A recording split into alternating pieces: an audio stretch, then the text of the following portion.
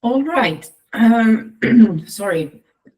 I think we start a little bit. Maybe some people will drop in after a while.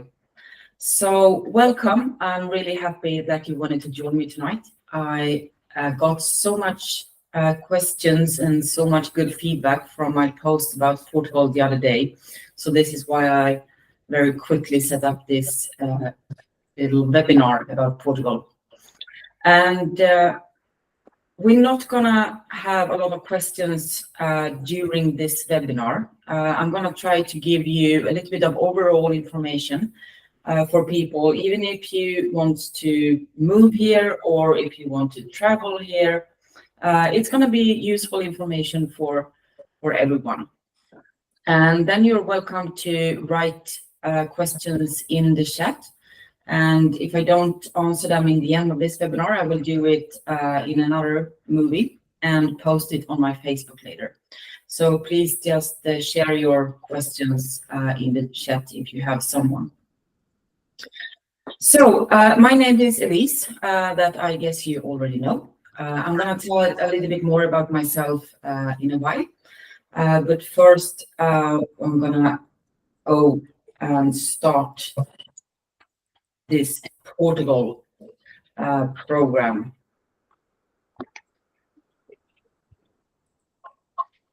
I'm sorry if I'm a bit distracted. I'm just trying to let people in at the same time.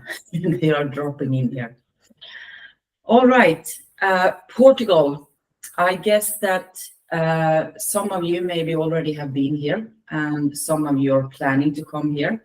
Some of you maybe even ever have thought of coming here, but recently have discovered that this could be a nice place to visit.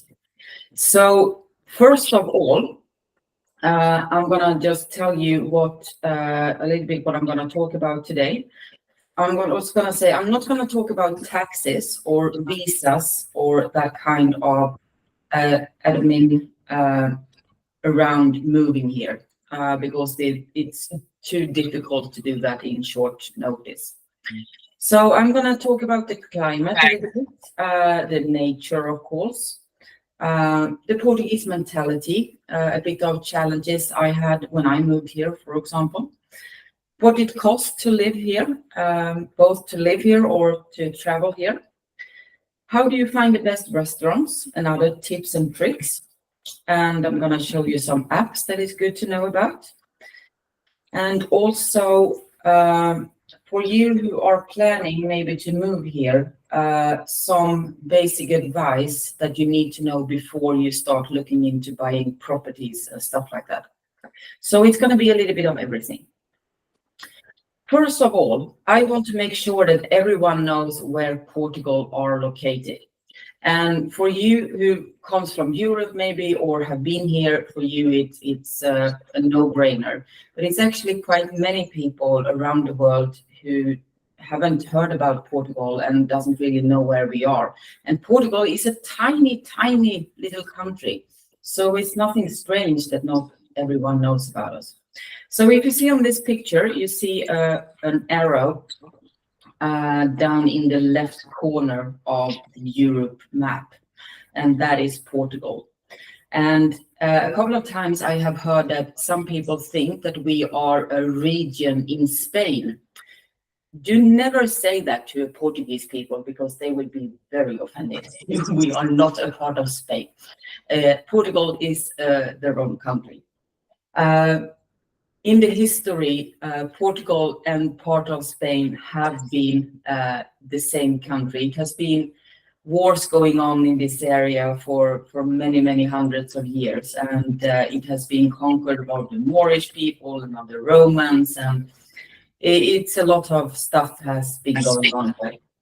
And we also, because of that, have a very interesting history and a lot of historical buildings and things to look at when you're to go through Portugal from north to south in the left picture. The northern part of Portugal is not so well known apart from Porto. Many people knows about Porto. It's a very beautiful city, and it's a lot of people who goes there every year. And the rest of the northern part is not so much discovered yet by tourists, for example. The center of Portugal have Coimbra, for example, that is one of the oldest cities, and also have a lot of history. And this is also where the so-called Silver Coast are located. People who wants to move here and maybe only live here half year, many of them are looking into the Silver Coast. And I'm going to talk a little bit later about the difference between the Silver Coast and the Algarvian coast, for example. A little bit further down, we have Lisbon to the left. That is the capital area. Lisbon is a big city to be in Portugal, but compared to most what we call big cities in New Zealand or in US, it's still a very, very small town. So everything is depending on what you're comparing with. Everything in Portugal is quite small, and comparing to US, I'm gonna show you a picture that shows how small it is. Lisbon is to the west, and then the eastern part that is green in this map. We have Alentejo, and we have the whole middle part of Portugal. And it's a huge area. It's full of agriculture. It's up here in Alentejo where we have many of the cork oak forests. There's a lot of forestry up here. We have much more cattle in Alentejo than in the Algarve, for example. So it's an area that we could call it a little bit wilder than, for example, Lisbon or the Algarve, because it's still quite untouched by tourists compared to the Algarve, for example. And the Algarve that most people knows about when we are talking about Portugal, it's the small part in the south that is the Algarve. And then we have the islands. We have the Azores and Madeira. That is a part of Portugal, but they're very much also living their own lives, so to speak. So today I'm going to talk mostly about Portugal mainland, not so much about the islands today. There is so much I would like to talk about, and 1 hour is very little time when you want to talk about everything. So there is probably a lot of things you would like to hear about that is not in this hour today. And just let me know in the chat or send me a message, and I'll try to answer all the questions later on. So this is Portugal, and this is where we are. I'm coming from Sweden, that is up in north and much colder, and that is one of the reasons why I moved here. I'm just gonna check if there is anyone that is trying to come in. No, I don't think so. So talking about big and small, this is a map of United States, and then you have a little gray part in the middle that is Portugal. I meet a lot of Americans in my job as a guide and as a relocation guide. And I have spoken to so many Americans who think that Portugal is just, it's so small, so it has to be similar, everything, climate and nature and everything. They don't realize the enormous diversity we have in this country.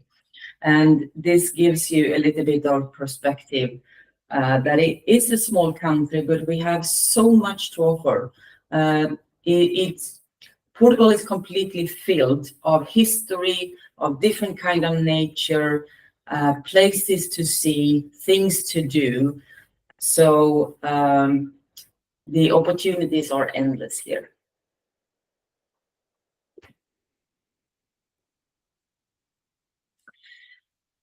So before I talk more, I just want to show you some pictures to give you a small idea about the diversity of the nature. So 1.5 minutes of pictures. There we go.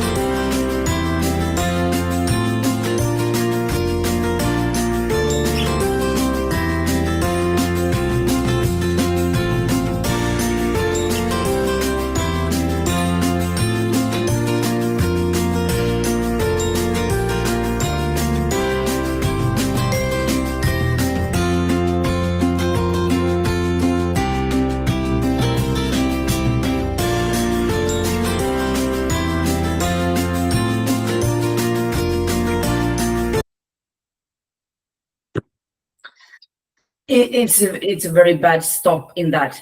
We'll come back to the other part a little bit later on. I hope you enjoyed this small pictures of this country. As you see, there is a lot of different things, a different kind of nature, different kind of water. It's not about always the sea. We have so many lakes and rivers also that it's very nice, especially in the northern part of the country.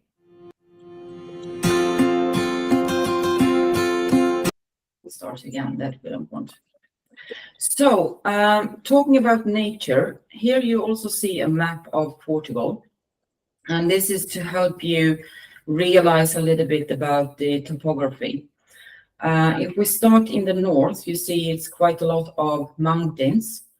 And up there, it's also, of course, colder and more rain. I'm going to show you more about the difference in climate soon. Out by the sea on the west coast, even in the northern part, it's beautiful, beautiful beaches up around Porto, for example, and down to Lisbon, and where you have the Silver Coast. But as far you go down, and also down in the Algarve area in the very south, we have a little bit of, I wouldn't say it's mountains, but it's at least big hills. And down here we call it mountains, but I think up in the north they will laugh at me if I said that this is mountains. But I love the hills and I call it mountains. Anyway, the Algarvian mountains. The top that we have here in Monchique Mountains, it's more than 9,000 meters over the sea. And still, it doesn't take more than 30 minutes to go from the beaches up to the top of Monchique. So everything is quite close here in this little country. To the left, you see some pictures of the diversity also. Many people knows about the famous cliffs and the special cliff formations that we have here, but we also have many very long and flat beaches. So if you don't like cliffs, if you don't like hills, maybe you don't have the capacity of walking in hills all the time, then you can choose to live in the flat parts. So there is something for everyone.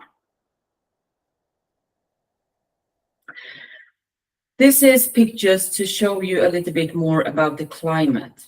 And these are the temperatures that is mentioned here is in Celsius.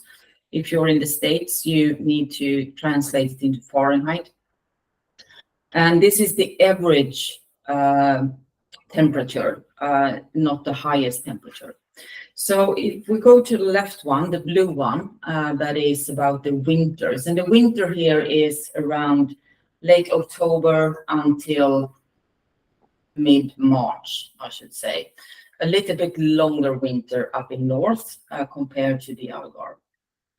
And you see in the bottom of the blue map, you have the Algarve. And down here, the winter here is like a really good summer in Sweden, if that tells you something. I think we have a couple of Swedes with us tonight also.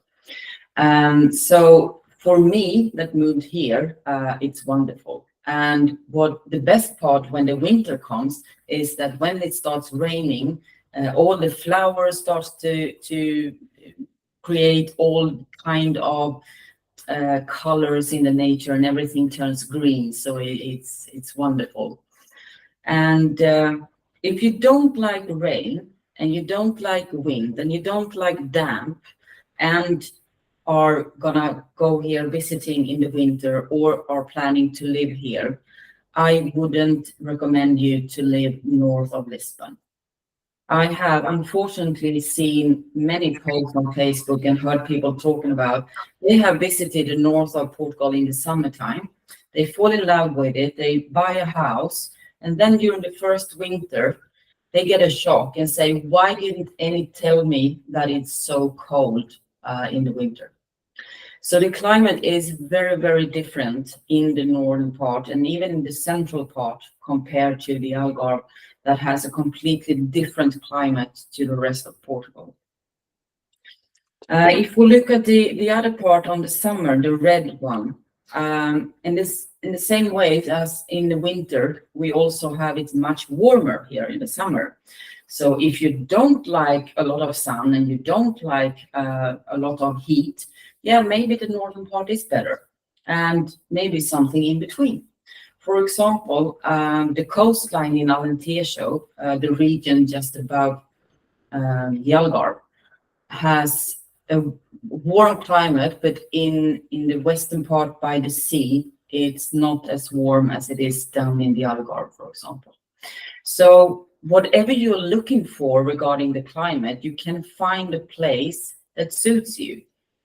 It could just be a bit tricky to find it yourself, and that is what I'm helping people with many times. In the summertime, it can go over 40 degrees Celsius, especially in the inland where you see it's dark red, closer to Spain. It's very, very warm. It's a little bit less warm by the sea because we always have a breeze, more or less.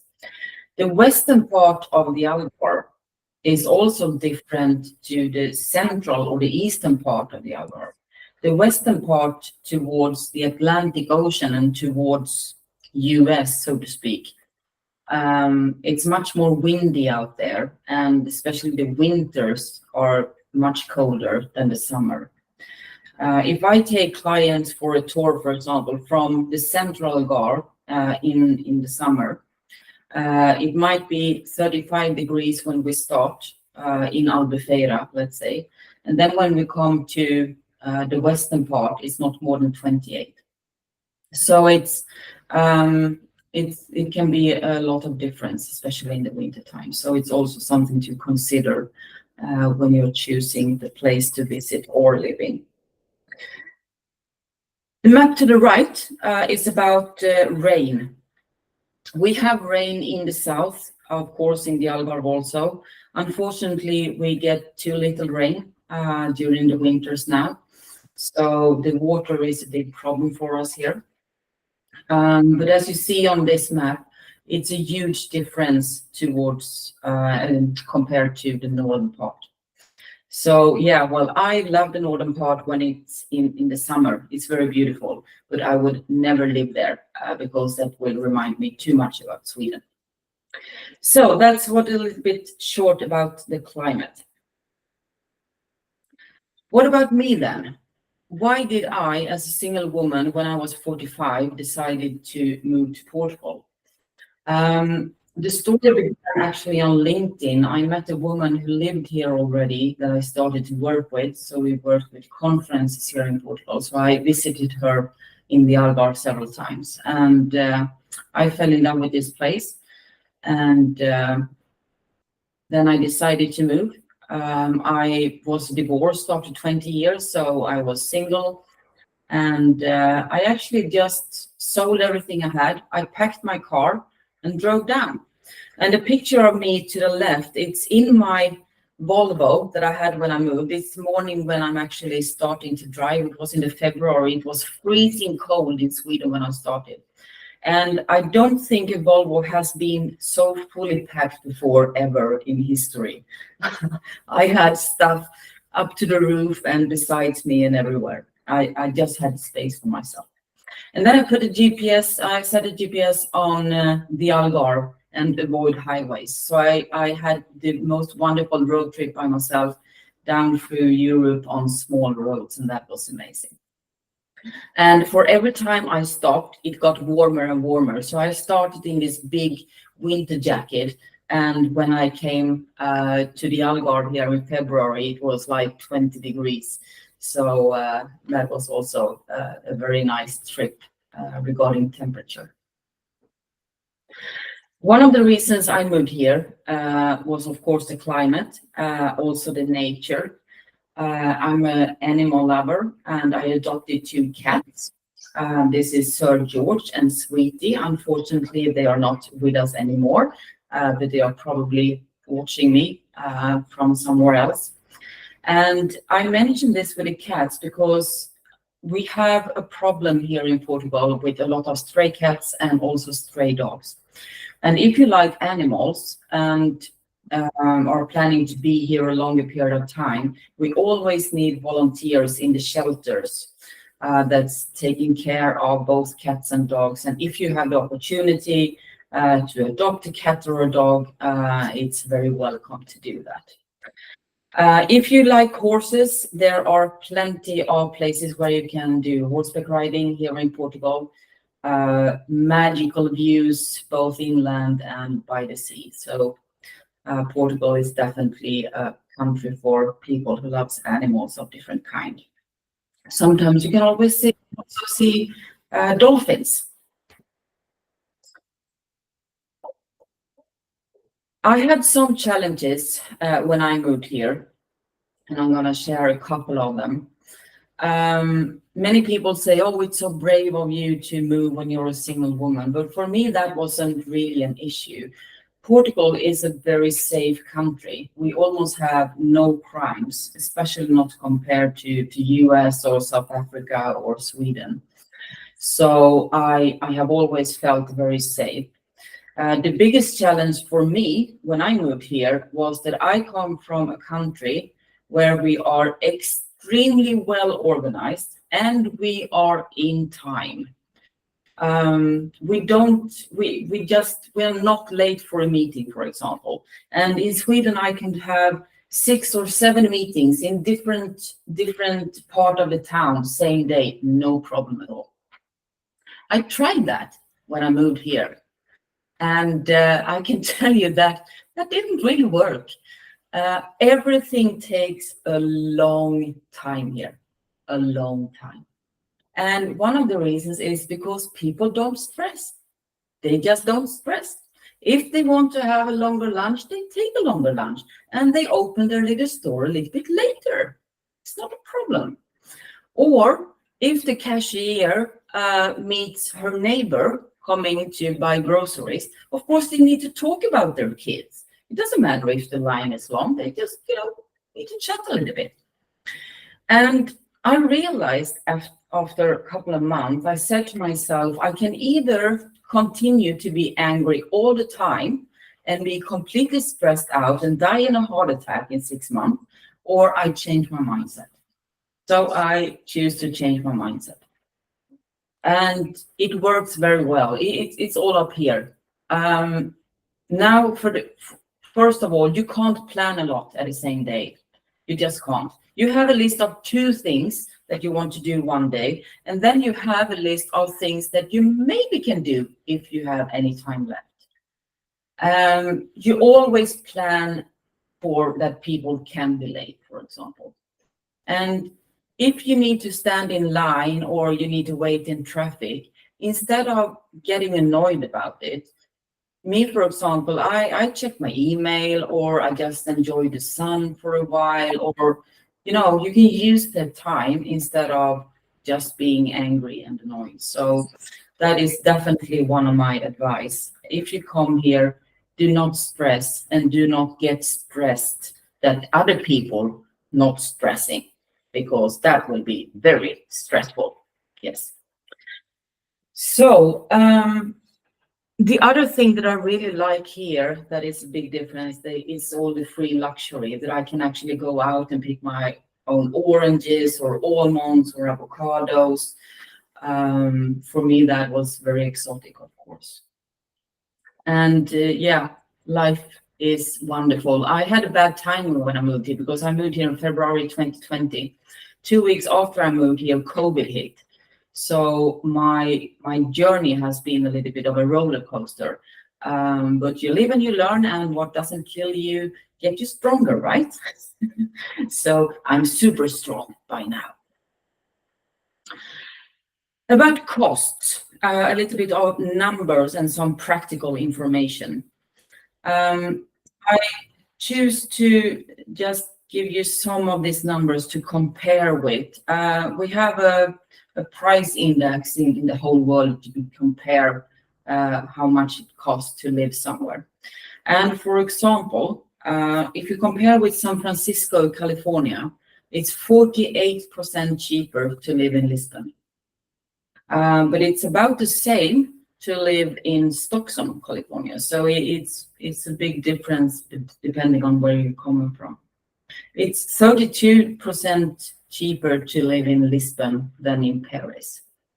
And you see to the left that Lisbon is where it's most expensive to live in Portugal. Of course, it's the biggest city. So you can imagine how cheap it is to live down in the Algarve in Faro, for example, or in Madeira. So you can live here very cheap if you want, and you can also live the most luxury life you can imagine. We have those areas where all the rich and famous people lives. So there is everything high and low, and whatever life you want to live and whatever budget you have, you can actually have a good life here.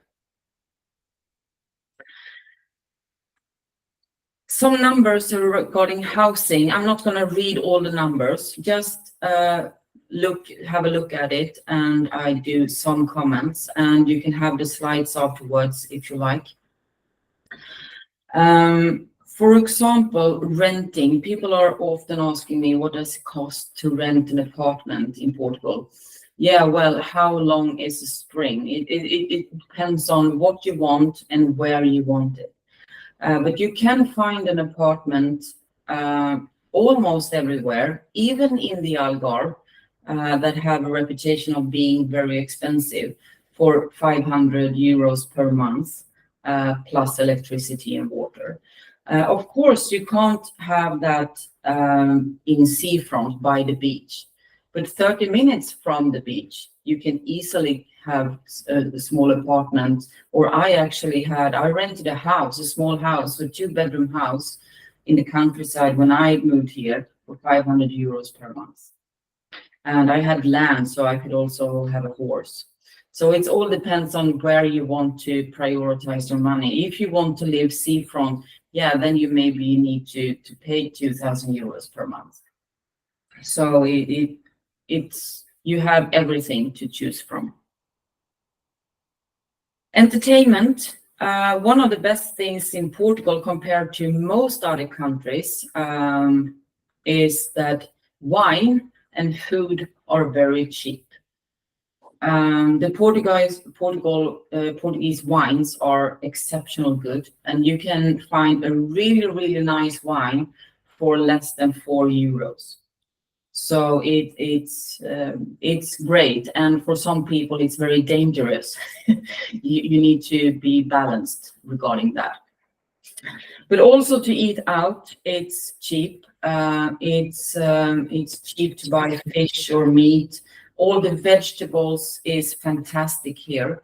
The best vegetables you buy in the farmers market or the village market that almost every village and town have at least once a week.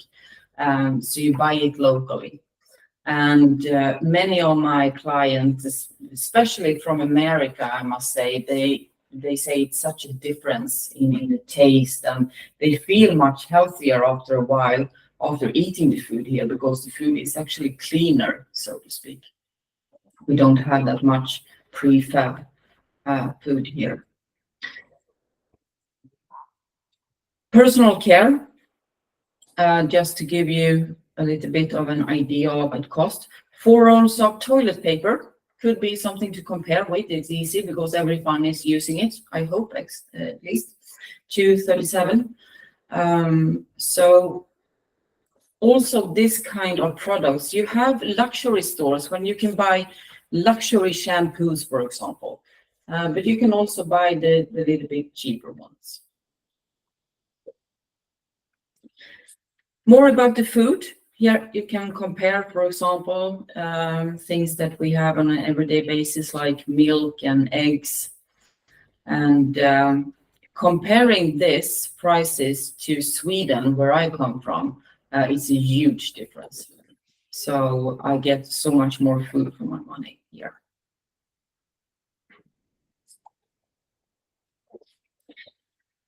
All right, we're gonna just take a 2 minutes break if someone needs to grab a cup of coffee or use the facilities or something. So just a 2 minutes break and then we start again.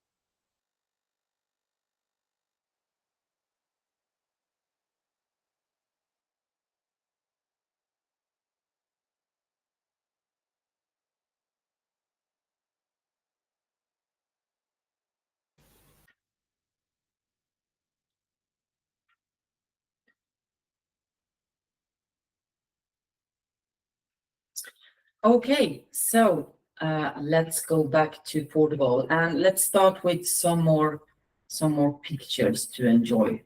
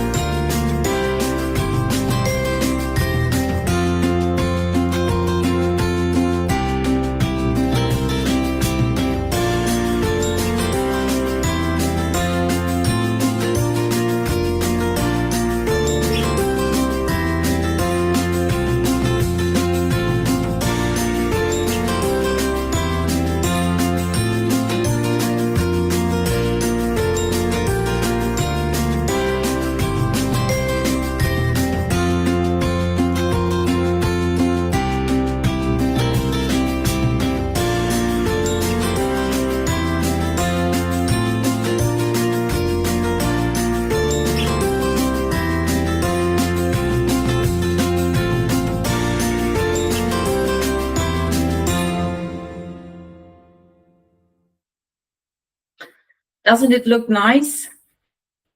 I love it. Some people say to me, all right, yeah, but everything can't be great in Portugal. Of course not. There are things that is not great in all countries. And I'm gonna give you some tips and tools. I don't know why they do it like that. Stop it. I just want to play more. Some practical things and some advice when you're gonna visit Portugal, no matter why you're visiting it. The biggest problem that I see in all the travel groups regarding Portugal is that people are trying to see everything in 5 days. It doesn't work. And remember what I said before, everything takes time here and it's quite slow. Stressing around from north to south and fly out to the islands and back again, it's just don't. I'm going to tell you how you're going to do instead very soon.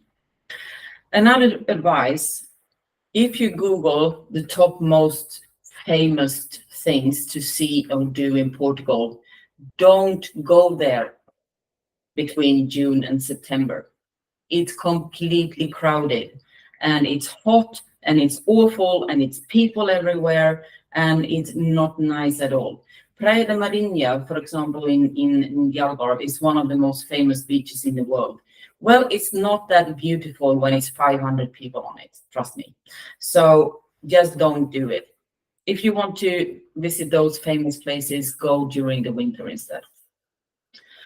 Do not trust your memories or others. What I mean by that is many people have been visiting Portugal like in the 80s or the 90s. And they went, for example, to Albufeira. And now when they come back, they get a complete shock because back then Albufeira were quite nice, beautiful town. Today it's a party center, completely filled with nightclubs and bars and stuff. So look for the new reviews. And if someone tells me, yeah, we were in that place, 20 years ago, have a check and see how it is today because it might have been changed. Not always that it had changed into the worse, but every country develops and everything is different. So that's just a heads up. Do not bring your high heels here or a lot of other stuff. High heels is impossible to walk in here because we have these horrible, beautiful, but horrible, annoying stones on the roads here because this is a very old country. So just forget about high heels. They will just take extra space in your bag. And don't bring too much things. You can also buy something new here if you need some clothes or anything. A wind jacket and comfortable shoes is things that you always should bring, but otherwise don't bring too much stuff. If you need something particular, you can buy it here and it's probably cheaper here than in your own country. Do not buy cork products in these souvenir shops because that kind of cork products is made in China from crappy cork. So in this picture, for example, you have a stand made from cork from a tree, and you have umbrellas in cork. Cork is the most fantastic material. It's waterproof, it's fireproof, it doesn't get moldy, it's perfect for insulation or also to soundproof a room, for example. And you can make hard floors from it and you can make soft clothes from it. It's an absolutely amazing material. And you can learn a lot about cork here in Portugal. That is one of the biggest industries here. So what are you going to do instead? Yeah, when you're going to visit Portugal, choose from your interest. Do you want to see beaches? Do you want to see cities? Yeah, maybe you want to see a little bit of both. Do you want to go to the inland? Do you want to do hiking? What other kind of activities do you want? Are you very interested of history? Choose from your interest first instead of trying to see everything that everyone tells you to see. That is a good start to narrow it down a little bit. And in the summertime, when it's high season and it's crowded in many famous places. So my tip is that you take the Portuguese map and you choose 5 places that you have never heard of, and then you Google them. And I can promise you, at least 3 of them, you will say, wow, this looks amazing. Look at that castle there. You know, there are so many fantastic places to see here. You don't need to go to the most famous crowded places. There are absolutely amazing places everywhere.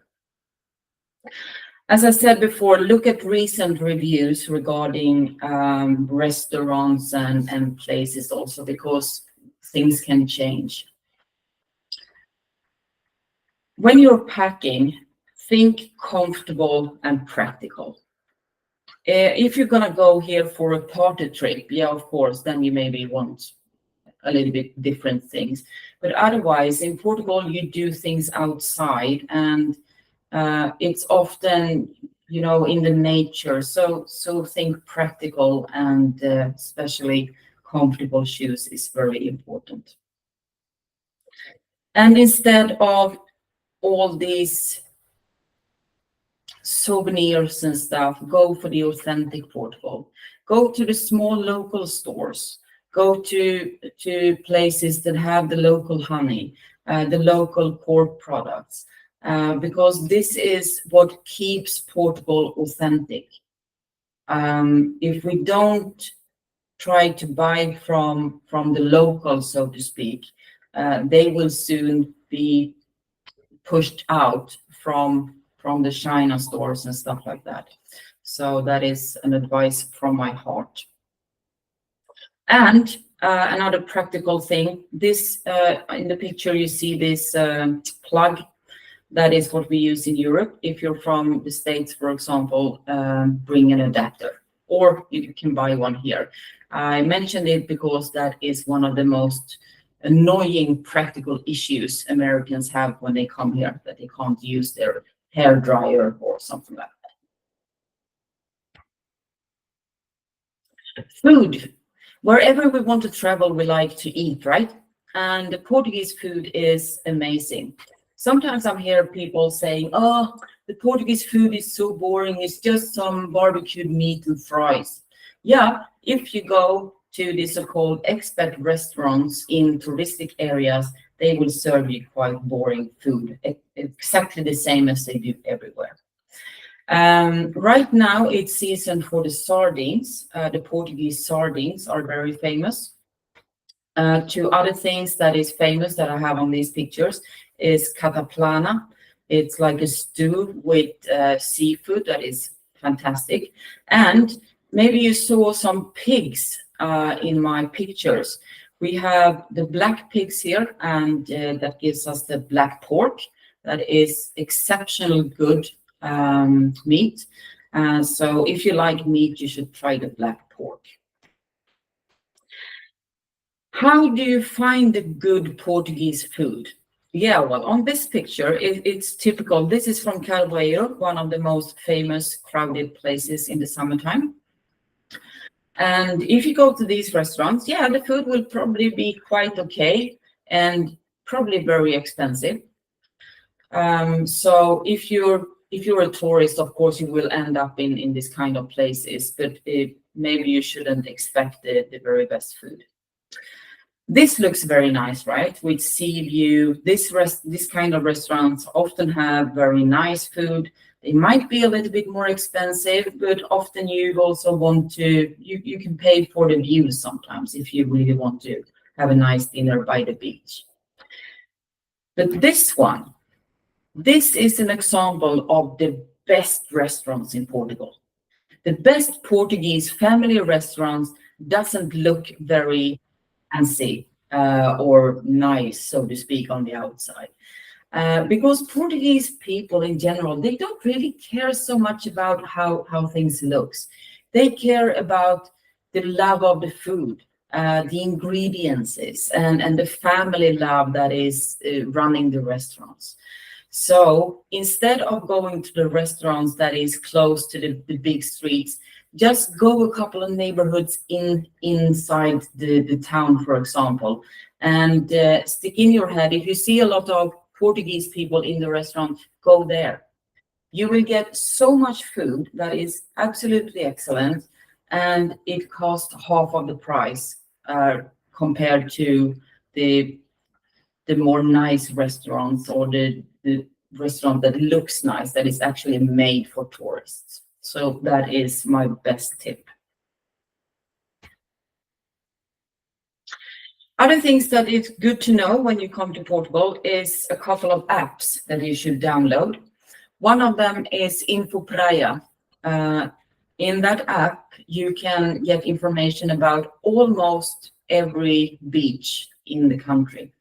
And it will tell you if it's accessible for disabled, if there are toilets, if it has a restaurant, if there is a lifeguard, and also if during the summer you can see the water temperature and if it's very crowded for the moment. So that is an excellent app. It's called Info Praia.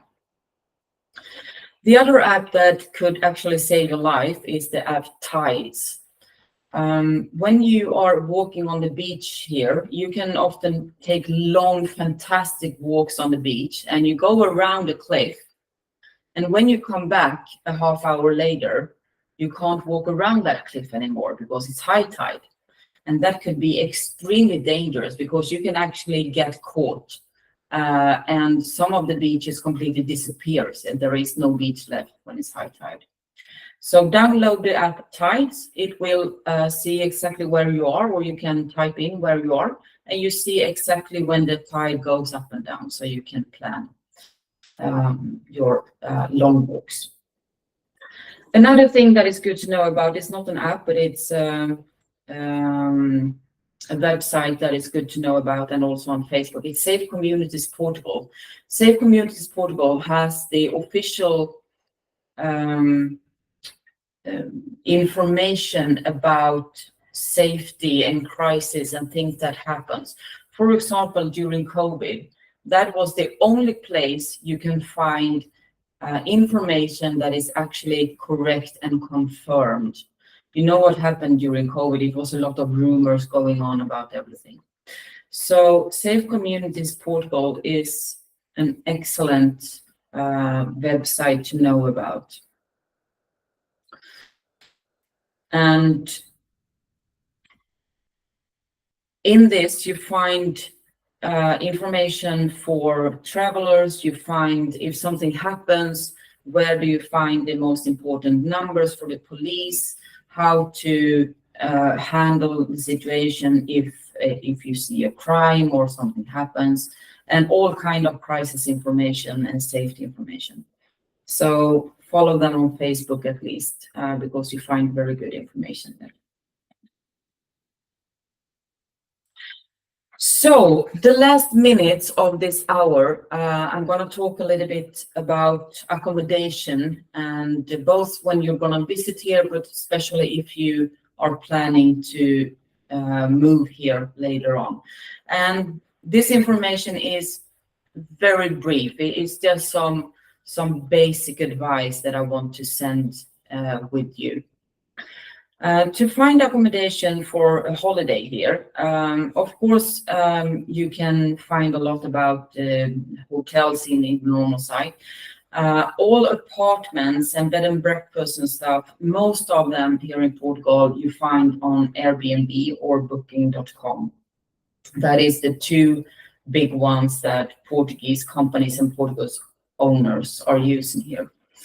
There is also some big sites for bed and breakfasts and for hostels that you can look for. And one thing that is good to know is that when you book an Airbnb, for example, you should always ask them if they have an AL license. It means alojamento local. And it's a registration that allows them to legally rent out the apartment, and that is controlled and everything like that.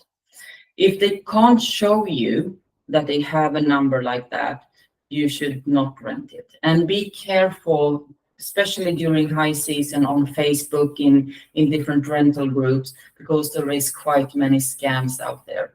So never book and pay something in advance if you're not absolutely sure that it's for real, or if it goes through some of the big booking sites, for example. If you want to live here long term, there is one site that most properties that is for sale or for rent, you can find them in Idealista. Idealista you have in several countries, but Idealista here is the site where most properties that is for sale are shown. But finding long-term rentals can be a little bit more tricky. What you find in Idealista is often high-end and quite high price. And when I say high price, it's over 1,500 euros per month. For some people, that is not high price at all. But if you want to find an apartment for, let's say, 500 to 700 euros, you don't find it on Idealista. And here comes a thing about Facebook. Facebook is the thing here in Portugal. In many countries, they don't even use Facebook anymore. Everything is on Insta, for example. But Facebook rules here. And if you, for example, live in the Algarve and don't have access to different Facebook groups, you will know nothing about what happens, and you buy things or whatever. Everything happens in Facebook groups here. Like it or not, it's just the way it is, especially if you're looking for expat communities and stuff like that. So there is plenty of Facebook groups that you can search for long-term rental or properties or buying properties. So in those groups, you can find many things. And I'm going to give you an inside tip.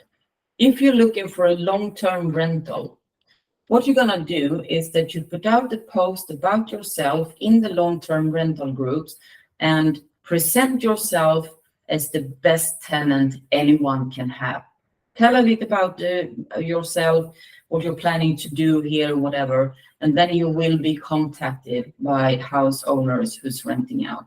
Because the thing is that it's so many tenants to choose from. So if you put out a post that you have an apartment, you will get so many answers and stupid calls and stuff from people. So many people don't show that they have anything.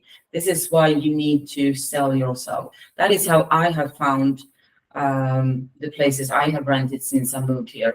I put out a post and tell people I'm the best tenant they can have. And I have got it.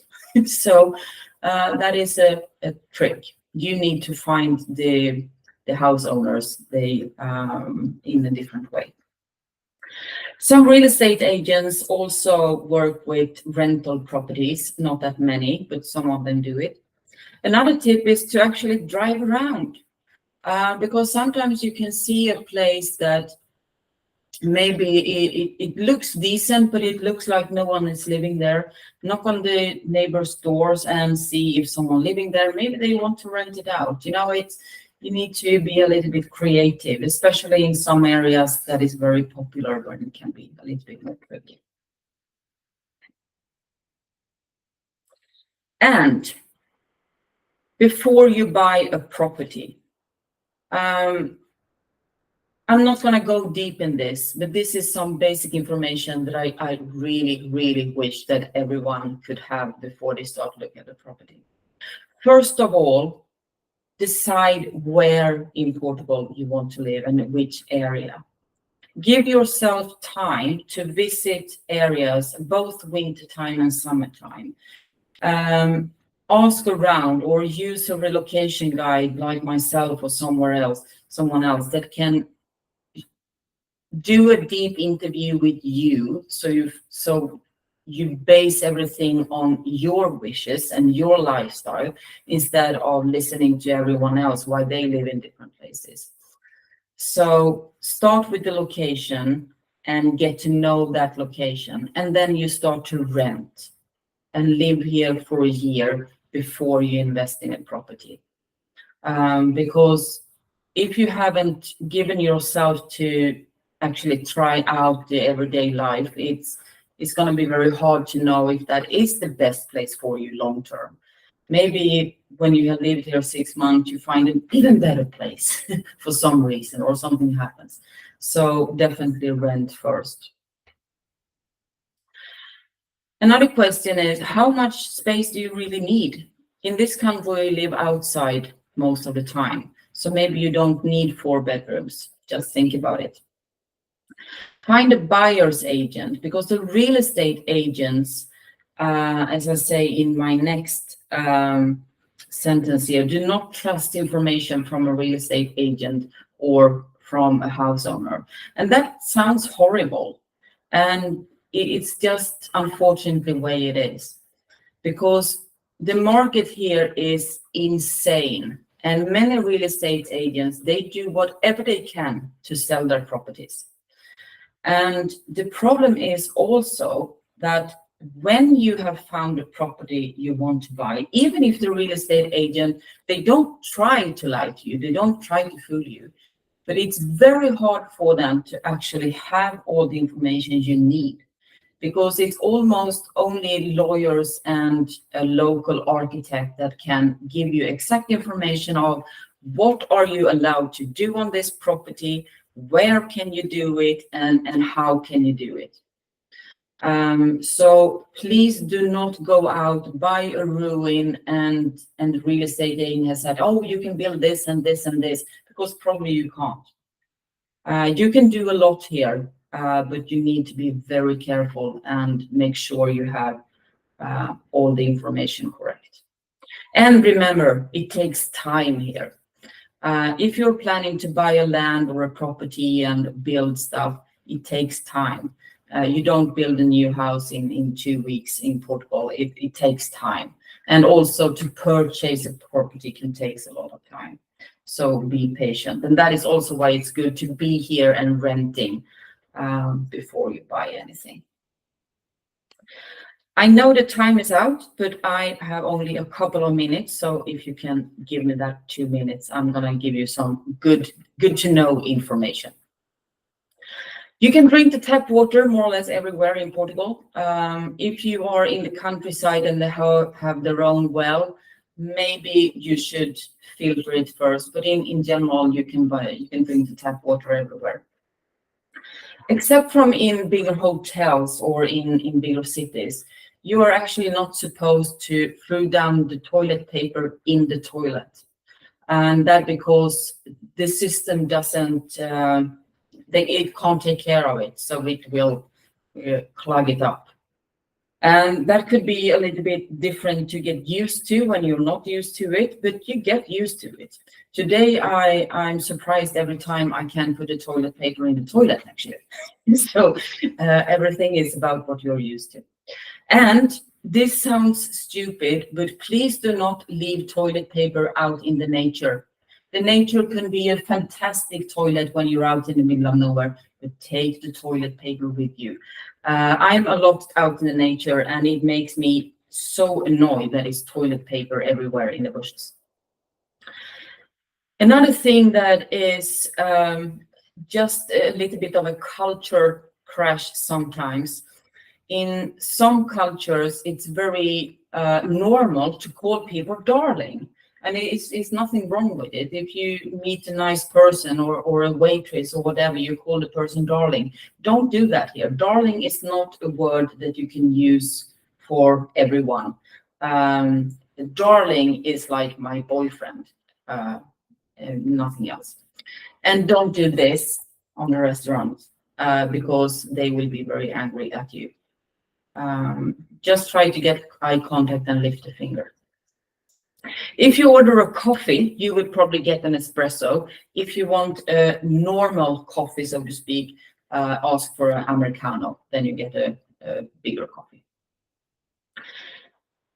Here it's still like that the women go first through a door before a man. That would never happen in Sweden anymore, for example. But here it's men are in general very polite to women. They don't always listen to what you say when you're a woman, but that we can talk about some other day. But they at least let you go before them through your door. In the grocery store or in the pharmacy, if people are pregnant, if you're disabled, if you're elderly, or if you're a family with small children, you have the right to go first in line. It's also a quite good thing. If you rent a car and you're in the Algarve, for example, many people want to go to Seville in Spain, but you can't take the rental car to Spain if you haven't agreed about that with your rental company first. So that's just a little bit of a warning. And wherever you go when you visit Portugal in the summertime, bring water. Bring extra water in the car, bring extra water in your bag, because if you get stuck somewhere and it's 35 degrees warm, water will save your life. So always bring water with you. Yeah, that was a brief information and what I hope could be some useful information and some inspiration, first of all, about this amazing country that I have the blessing of living in. And feel free to contact me if you want some information, if you have other questions, and I'm happy to answer them. If you want these slides or if you want to have the recording, just let me know in the chat here or through a personal message and I'll send it to you. And I promise to keep posting about this country and help you discover it, even if you just want to visit it or if you want to live here. So thank you very much for joining me, and I'm looking forward to being in contact with you later on.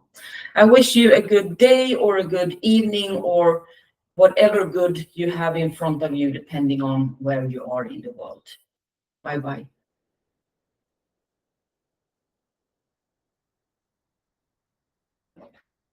I leave the meeting open a little bit so you can write in the chat if you have any more questions or so.